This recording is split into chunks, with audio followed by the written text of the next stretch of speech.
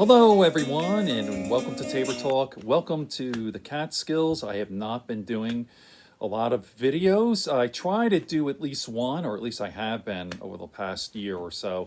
But in the wintertime, it's rough. So I think the last video I did was a week and a half ago. So it is Wednesday, February 3rd. It's my wife's mother's birthday. She's here, 93 years old, and still, she's getting up there, but still.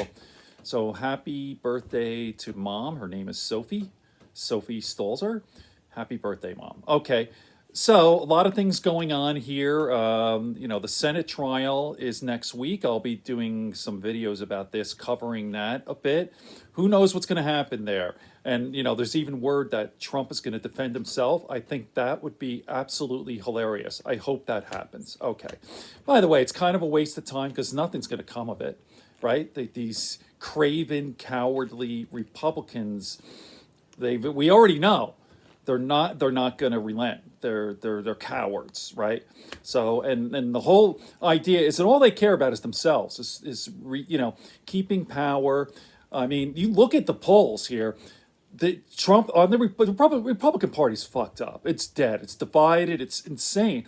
And by the way, if Trump were to run today against the Republicans, he would destroy them.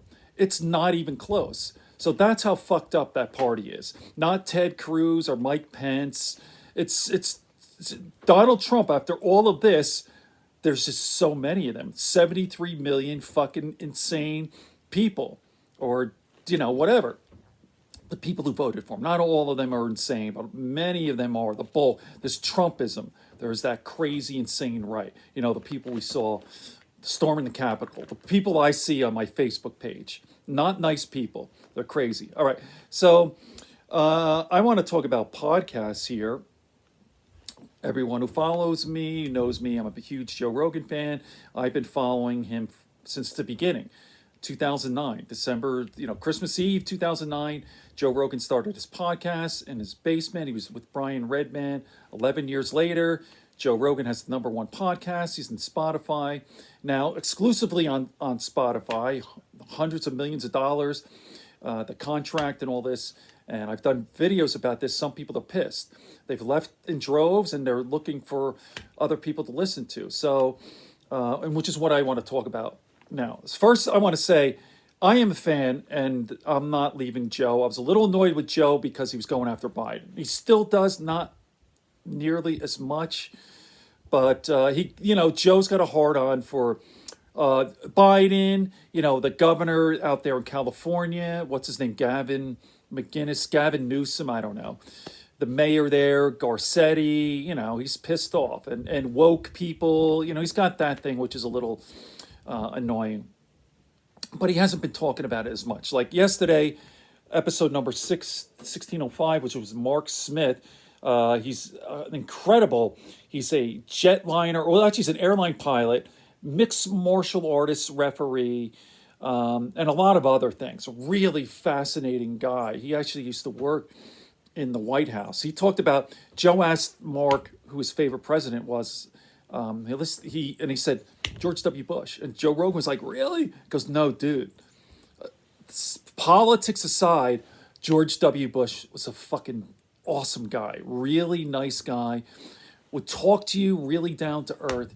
And listen, I'm not a W. Bush guy. I couldn't stand him, but the politics and who you are as a person are obviously very different. He really had a lot of good things to say about W. Bush. So I have not, by the way, I've listened to almost all of these, 1,600 Joe Rogan podcasts. I listen to every minute of every Joe Rogan podcast. You can take a look at my feed here.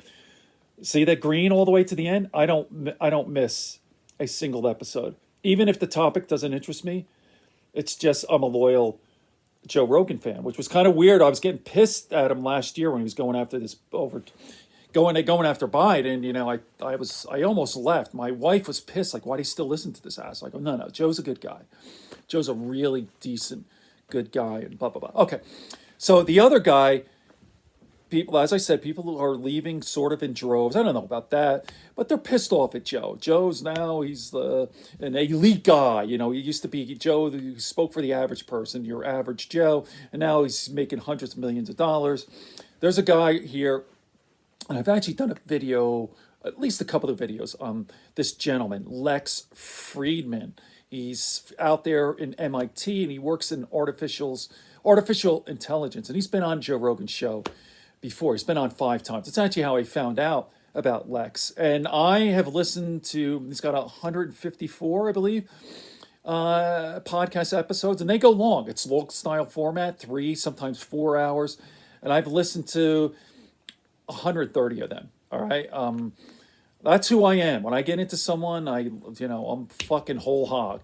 So, really enjoy the show. We actually had Tim Dillon on a couple of days ago. That was interesting. Like, there is Lex Fridman, this kind of science nerd. Although Lex is into Brazilian Jiu-Jitsu. He's a black belt in Brazilian Jiu-Jitsu. And he's also, he plays guitar. And he's pretty good. He actually did the David Gilmour's solo Comfortably Numb. He did it note for note. You could find it, Lex Fridman. Lex Fridman, it's spelled Lex, last name Fridman. So really good guy. I think he's a guy in his late 30s, young guy. And here we are here. This podcast is number 145. This is with Matthew Johnson. Something that they wouldn't or shouldn't do if someone was to theoretically use it in a social setting, and also these other things like even that you get in those social settings of like, I just want to show you, Lex. Okay. Worry about your wallet for being. So this is all the same themes or whatever subjects that Joe covers is martial arts and psychedelics and all that. Lex is covering, and here, like I said, Lex is this kind of science nerd, and Joe's like a comedian. Well, Joe's a lot of different things. We all know Joe is a cage fighting commentator, but he's also a comedian and he's into a lot of different things. But here is some of the comments. They want to follow this guy. Lex has almost 1 million subscribers now. It's incredible. He's got 919,000. Okay, little ways to go still. But here's the first comment here. Joe's gone now. Now you are our leader. And I commented here too. So listen, oh my God, there's so many comments here. Joe's gone, now you are our leader. And then this one guy says, Joe was never a science podcast. He just filled the void until people like Lex came along. You see what I mean? Mission complete, comrade. By the way, Lex is from Russia. He came over here when he was a teenager. I think he was 13 or 14. He tells the whole story. There's actually an episode with Lex's father. It's really good. I highly recommend it. I forget, what is his name? It doesn't matter, but Lex Fridman something. Lex Fridman's father. I can't remember his first name now here.